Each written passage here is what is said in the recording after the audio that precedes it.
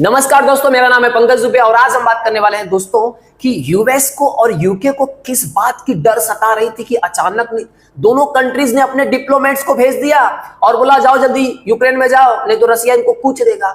अब ये दोनों डिप्लोमेट्स, मैं बात करूं अगर एंटोनी ब्लिंकन की और डेविड लेमी, ये दोनों पहुंच गए कहां पे, यहाँ पे यूक्रेन में पहुंच गए, जेलेंस्की को मिले।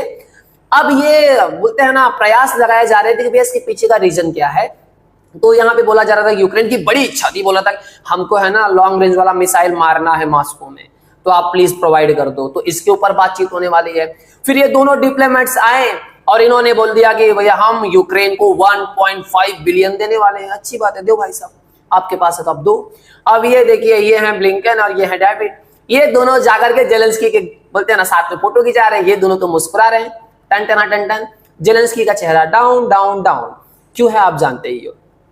अब क्या हुआ है दोस्तों, ये दोनों गए और बोले जेलेंस्की को, अरे जेलेंस्की कितना बढ़िया काम कर रहे हो, देखो तुमने कुर्स्क वाला एरिया कब्जा कर लिया रसिया का, एक काम करो और मारो, रसिया के अंदर घुस जाओ, ऐसे मारो वैसे मारो, तुम तो बहादुर हो, ये हो वो।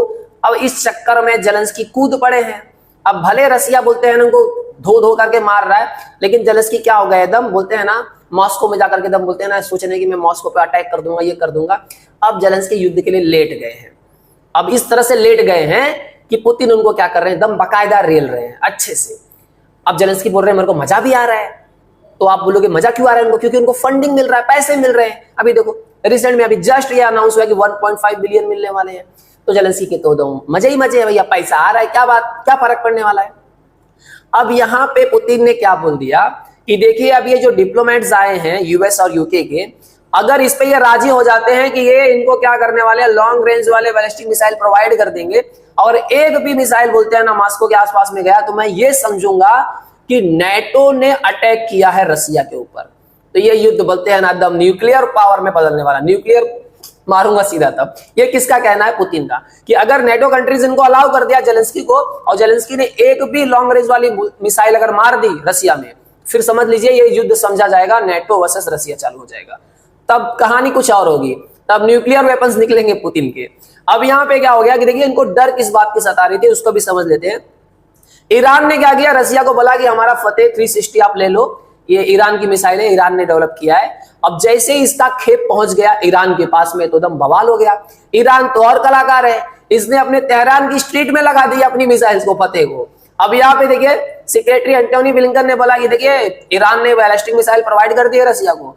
अब रसिया क्या करे, यूक्रेन के जो बोलते हैं ना बॉर्डर वाले एरिया, वहां पे मार मार करके पूरी कहानी खत्म करने वाला है। हमको पहुंचना पड़ेगा, जाके देखना पड़ेगा।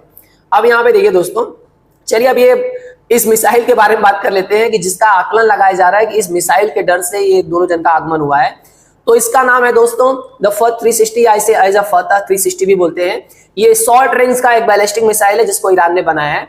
तो अगर इसके बारे में और जानकारी आपको प्राप्त करना है तो इसका अगर मैं लॉन्च वेट की बात करूं तो 787 किलोग्राम का है। इसका वॉरहेड कितना ले जा सकता है, 150 किलोग्राम का। रेंज कितना है, अप्रोक्सीमेटली 120 टू 300 किलोमीटर का। और फ्लाइट स्पीड की बात करूं तो मार्च 3 से लेकर मार्च 4 तक का है। ये गाइडेंस सिस्टम के साथ में चलता है। इसकी एक्यूरेसी की बात करें तो ये क्या है, 30 मीटर का।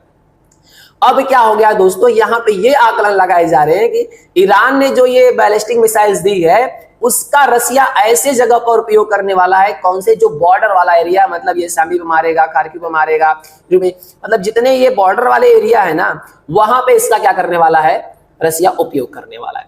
तो आई होप सो दोस्तों आप समझ चुके होंगे कि अचानक से यूके के और यूएस के जो दोनों डिप्लोमेट यहाँ पे जो पहुंच गए थे यूक्रेन में, तो उसके पीछे का मकसद सिर्फ ये है कि आकलन ये लगाए जा रहे हैं कि शायद ये अलाउ कर दे यूक्रेन को कि आप क्या करो, लॉन्ग रेंज वाली जो बैलिस्टिक मिसाइल्स हमने आपको प्रोवाइड की है, बिंदास लो और यूज करो और मारो।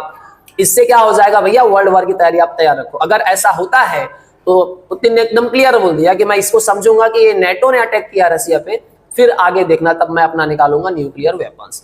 फिर कहानी टन टना टन टन।